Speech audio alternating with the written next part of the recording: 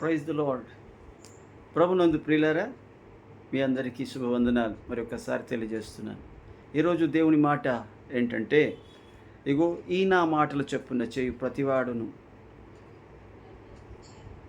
బండ మీద తన ఇల్లును కట్టుకొనిన బుద్ధిమంతుని పోలి ఉన్నాడు. మరి దేవుని యొక్క మందిరానికి వెళ్తున్నారు, ప్రతి వారం దేవుని యొక్క వాక్యం వింటున్నారు.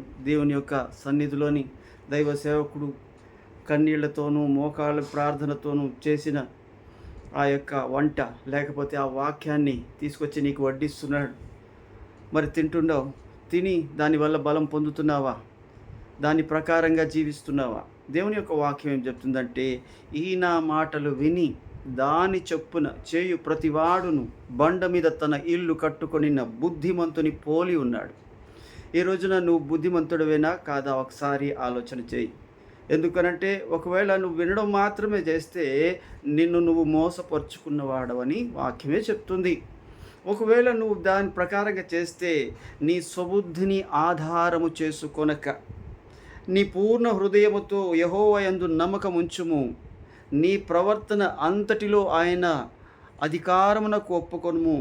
అప్పుడు ఆయన నీ త్రోవలను సరళము చేయును అని సామెతలు 3:5 ప్రభువు రాయిస్తున్నారు.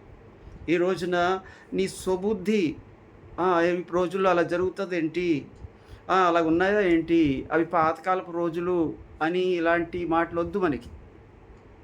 విశ్వాసమనున్నది నిరీక్షింపబడు వాటి యొక్క నిజస్వరూపము, అదృశ్యమైనవి ఉన్నవనటకు రుజువు. విశ్వాసము లేకుండా ఎవడును దేవునికి ఇష్టడై ఉండడు, దేవుని యొక్క వాక్యం చెప్తుంది. అందుకనే నువ్వు బుద్ధిమంతుడు అని నేను నమ్ముతున్నాను. ఎందుకంటే బుద్ధి జ్ఞానముల సర్వ సంపద ఆయనలో ఉన్నాయి. అవన్నీ నిన్ను స్వతంత్రించుకోమంటున్నాడు. నువ్వు బుద్ధిమంతుడు ఉంటావని నమ్ముతూ. Praise the lord.